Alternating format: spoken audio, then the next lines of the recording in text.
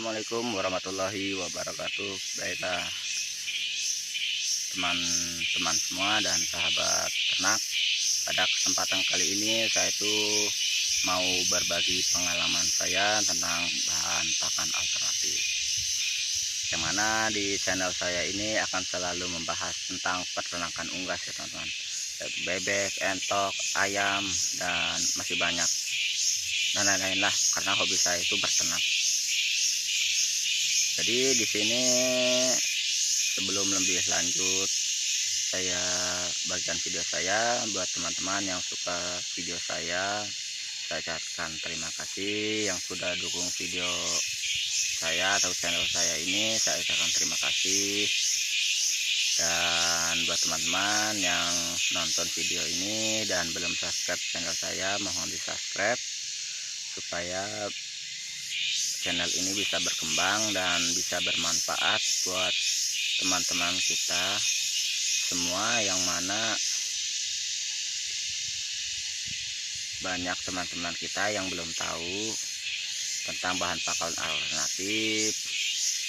Ya, kebanyakan banyak yang tahu ingin menggunakan, tapi terkadang kan ada gagalnya jika tidak ada yang membimbing. Kebetulan saya juga waktu itu sering banyak gagal, karena kegagalan itu ya bagaimana pemikiran kita sih.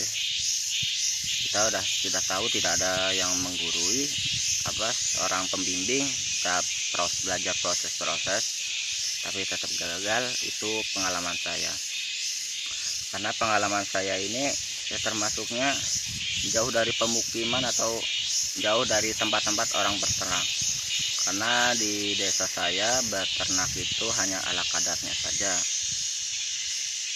yang mana di saat ada wabah ya mengeluh, di saat pakan mahal ribut, katanya pakan mahal, sudah mahal susah dicari.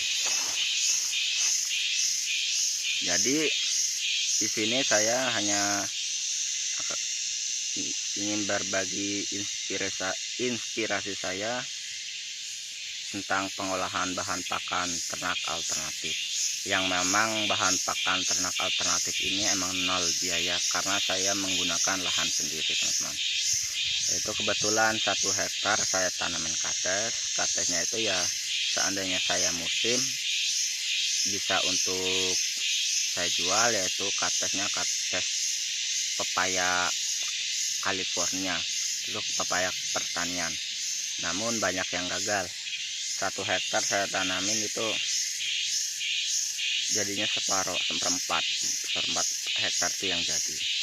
Jadi yang lain itu jadinya pohon pisang sama pohon cabai.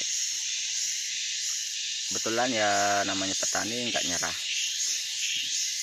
Kalau dari petani teman-teman, maaf teman-teman, sedikit pengalaman saya.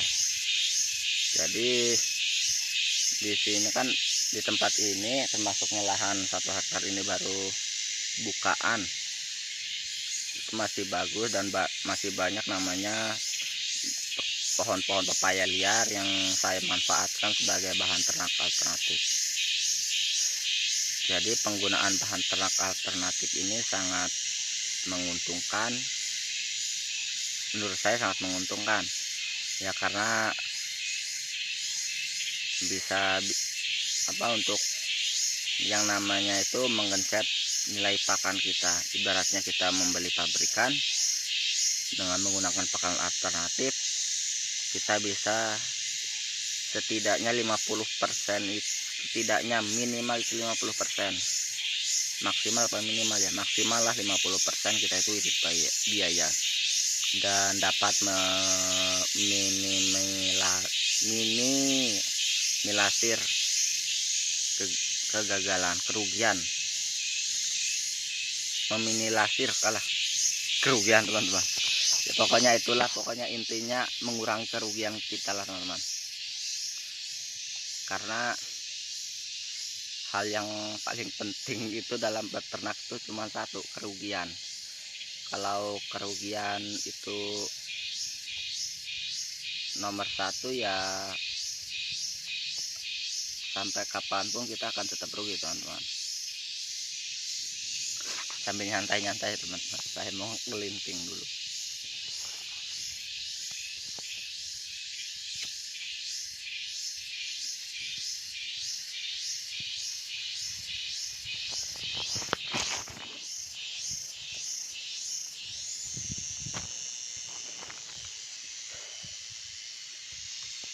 Jadi lanjut ke topik. Pengalaman saya dalam beternak itu, yang saya selalu pikirkan itu pakan. Yang mana pakan ini nomor satu. Kalau soal wabah itu belakangan. Karena menurut saya semaksimal mungkin saya menanggulangi wabah atau mengobati wabah itu, jika Allah alam ya habis beneran. Jadi yang nomor satu itu pakan, yang mana ini pakan ini sangat berpotensinya gimana kalau kita menggunakan pakan yang ibaratnya itu pabrikan. Kita memang yang awal pertama itu menggunakan pakan pabrikan untuk mempercepat pertumbuhan atau mempercepat kita biar cepat panen. Cuman di sisi itu, apa bahan pakan pabrikan itu bisa menanggulangi yang namanya wabah? Itu menurut saya tidak.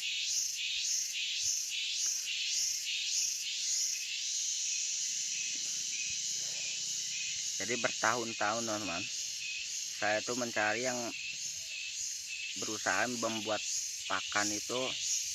bahan pakan itu alternatif, tapi bisa setara dengan bahan pakan pabrikan, yaitu bisa memenuhi kebutuhan pada ternakan kita sendiri.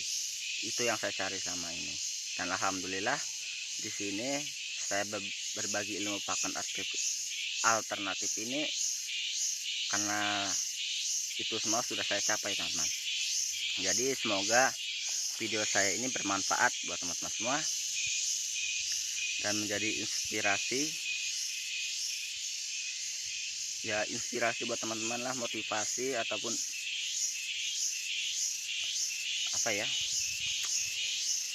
suatu strategi ternak, yang mana jangan pakan pabrikan yang mahal, karena kita ancur-ancuran di pakan pabrikan. Karena saya mengalami itu teman-teman, di saat pakan pabrikan mahal, saya gunakan itu, harga penjualan ternak yang minimalisir aja, penjualan ternak kita itu murah, itu kita ancur-ancuran, tidak kita jual kita rugi, kita jual ya rugi. Karena menurut saya, dalam pandangan saya sendiri, ya banyak channel-channel yang lain itu emang sudah menyebutkan tentang bahan pakan ternak alternatif.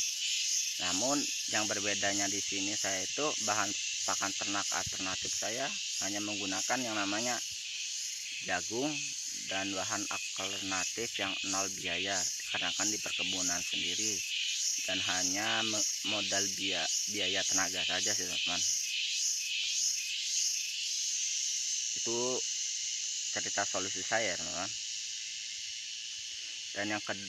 Dan yang kali ini saya tuh pengen sih membuat pakan nol biaya itu, yang memang nol biaya, yang mana kita hanya butuh tenaga saja dan budidaya ternakan yang memang itu berprotein tinggi, yaitu contohnya tuh keong sama bekicot. Kebetulan saya itu budidaya bekicot gagal, jadi saya budidaya keong mas yang ada di sawah-sawah itu. Karena di daerah saya ini pegunungan, jadi tidak ada sawah, jadi saya harus punya kolam untuk budidaya keong. Baiklah teman-teman, video berikutnya, penyampaian berikutnya itu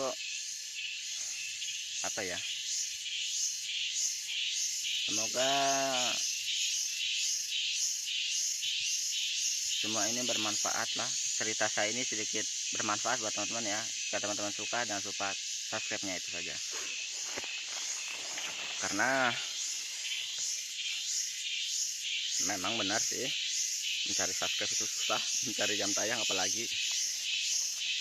Cuman jika kita berbagi ilmu yang bermanfaat, apa salahnya sih saya buat channel ini, supaya channel ini bisa bermanfaat buat semua teman-teman beternak yang walaupun itu yang sudah di dalam beternak.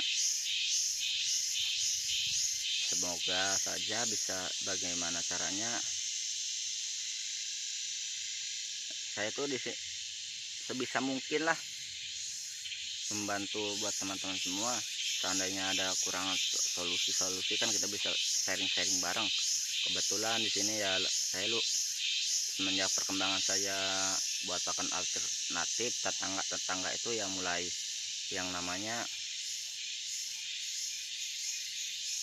coba belajar atau bareng-bareng belajarlah meniru bagaimana cara teknik beternak saya. Walaupun ternak saya itu ya menurut saya masih kalah jauh dengan yang udah farm, karena teknik ternak saya itu masih rumahan.